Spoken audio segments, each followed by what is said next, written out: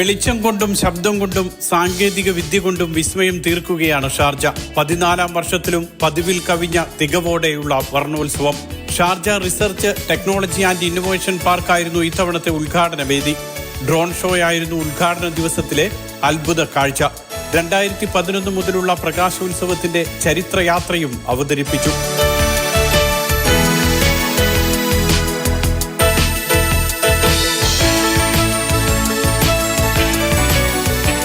Sharjah ഉപഭരണാധികാരി Sheikh Sultan bin Ahmed bin Sultan Al Qasimi അടക്കമുള്ള പ്രമുഖർ ഉദ്ഘാടന ചടങ്ങിൽ പങ്കെടുത്തു.